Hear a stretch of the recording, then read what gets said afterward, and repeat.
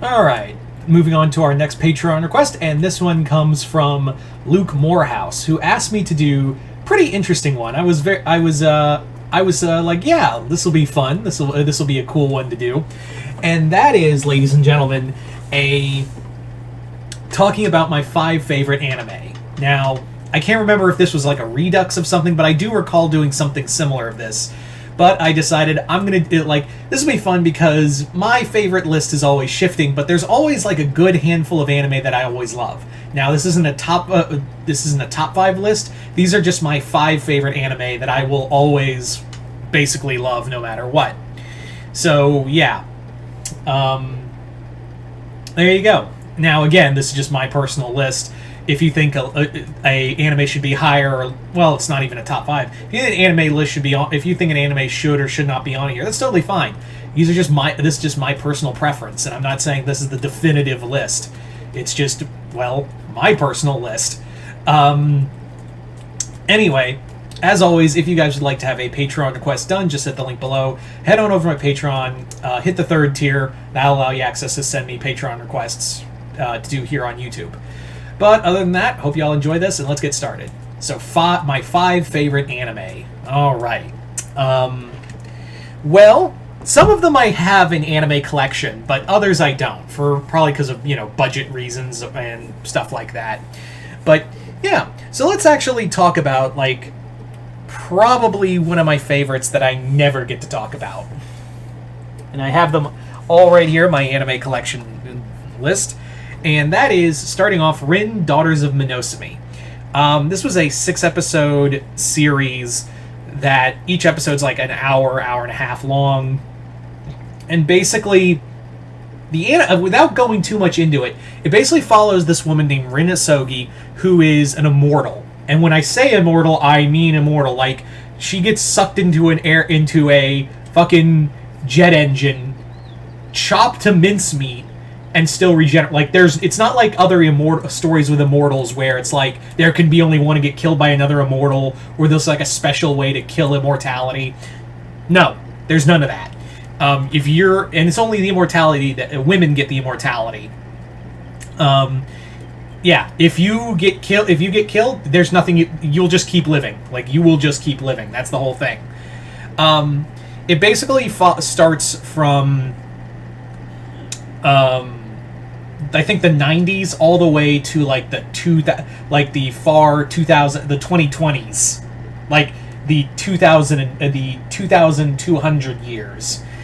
Yeah, it's this big overarching mystery. I really enjoy it. It's a really great series, but this is not for kids. This is for, there's some how do I put this delicately? Overt sexual situations.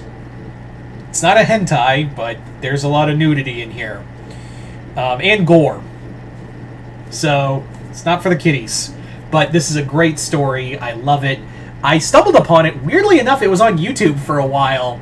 Like, I think you might be able to find some episodes, but who knows. I found this years ago, and I have just managed to rediscover... When I saw it online, the Blu-ray, I was like, "Yep, I'm taking that. I don't care what it is. I'm getting this." It's like Peter Griffin. You know what? I'm taking this. I'm taking this Blu-ray. Anyway, so there's one. Let's move on to our next one. And again, this isn't a top 10 list or a top 5 list. These are just my 5 personal favorites. And the next one is Black Lagoon. I fucking love Black Lagoon. It's such a hardcore anime. It really does feel like a Quentin Tarantino movie was turned into an anime. That's the best way to describe Black Lagoon. All of the characters, there's no real, like, hero. There's no, like, hero or villain. Everyone just exists. Like, everyone just is. That's the thing. Is like, no, there's no real person that is, like, the protagonist. In the sense of they're good people. Not even Rock. He gets poisoned by the world of Black Lagoon, by the series, quote unquote, end. The series is a violent gun show. I really like just the absolute brutality this anime is capable of sometimes. It's an amazing show. I always love talking about it. So yeah, Black Lagoon, one of my favorites. Let's actually talk about some anime that I don't have in my collection real fast, starting with Cowboy Bebop. Cowboy Bebop, again, I know it's such a basic bitch answer. Let's get that out of the way right now. It's such a basic bitch thing to say that, oh, I love Cowboy Bebop. Isn't that funny? No, it's not funny. It's everyone loves Cowboy, but with good reason. It's one of the greatest anime ever created. One of the most inspirational anime series ever created. It is a beauty of a show. It is an absolute...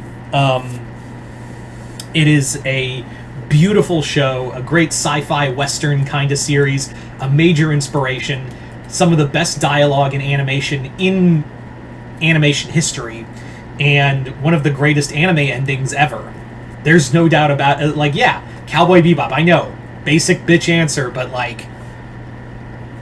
Jesus. It's a really fucking good anime. Anyway. So, following that, we have another anime series I don't have in my collection. Again, one reason or another. Budget mostly. Some of these Blu-rays go for $40, for like over nearly $50. Jesus. And that is Outlaw Star. There is a great debate of like which is better, Cowboy Bebop or Outlaw Star. Doesn't matter. They're both great. Outlaw Star is again an inspirational anime. Most of you guys saw it on Tubi, not Tubi, Toonami. Most of you remember those days of seeing it on Toonami. It's a great series, great animation. The characters are all great. I know I'm saying great a lot, but it is. It definitely deserves being called a favorite of mine. Every character is amazing. It definitely, like, you can see why Joss Whedon, as big of a piece of shit as he is, you can see why, though, he was very much inspired by this series to create Firefly. Apparently that was the case, is that Outlaw Star is the reason we got Firefly. It's also the reason why we also have, and this one I can't really confirm, but I would believe it. This show is the reason why we have the version of Guardians of the Galaxy we have, because of this series. And you can see, like, watch Guardians of the Galaxy movies, and see, like, yeah, I can see the Outlaw Star inspiration, but I'm talking more about the Dan Abnett and Andy Lanning retool of Guardians of the Galaxy post-Annihilation. It was, apparently there was a lot of inspiration from Outlaw Star for that version of the team for Guardians of the Galaxy. Again, I don't know if that's confirmed or not, but I would believe it. Anyway, so there you go. And finally, another anime. I absolutely adore this one, and if I was to say what would be my if someone asked me without thinking about it, what is my all-time favorite anime? Like, if someone just straight up asked me out of the blue, what's my all-time favorite anime? Like, without even thinking about it, it would be this show. And that is Baccano. Baccano. Good luck trying to find this, by the way. This is the DVD. I don't even know if you can find the Blu-ray anymore. But this is... good luck finding the DVD or any collection. I got it from when I was at MegaCon one year at their Funimation table. And this was like... I think it was only it was only like $20-25. And I got it, and now it's no longer in circulation. Good luck finding this. This series has got everything. And like I said, if I was to pick what was my favorite anime of all time, it'd be this. It's only 16 episodes. It's a great interconnected story. It has probably my favorite ending of any anime of all time. And I just love the theme of that ending, too. I absolutely adore the theme of the ending. But every single character, how they're connected, how they play off of each other, you're gonna love Isaac and Miriam. If you ever see this show, you are going to absolutely adore Isaac and Miriam in this series. There's no doubt about it. Like, there's no any which way about it, you are going to absolutely adore Isaac and Miriam. You're also going to love Lad. You're going to... well, you might not like Dallas. He's a piece of shit. You're going to love Chane. You're going to love Firo and Ennis and everyone. You're going to love like 99% of the characters. Or even if you don't like some of the characters, you'll find something endearing about them. For those who don't know what the story is, I guess I should talk about it because it's a lesser known anime.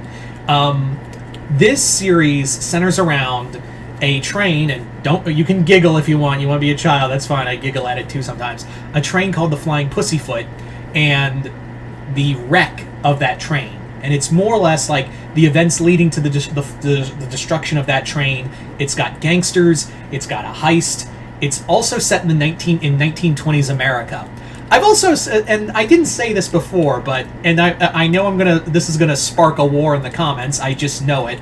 I prefer the dub for all of these anime. I think the dub is vastly superior than the original sub for every one of these anime, and nothing better, and nothing screams that higher than Baccano, because this is set in 1920s America, like 1930s, like the Great Depression era.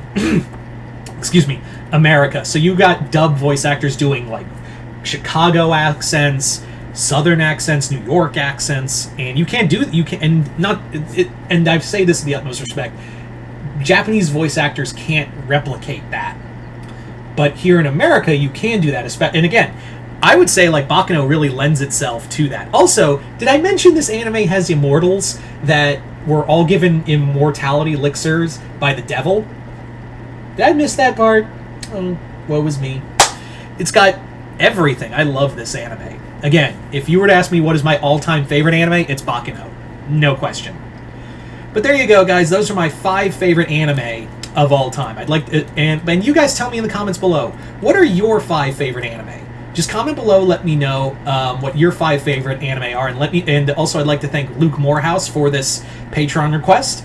And yeah, other than that, hope you all enjoyed this. I'm Mr. Multiverse. I'll see you next time in the Multiverse.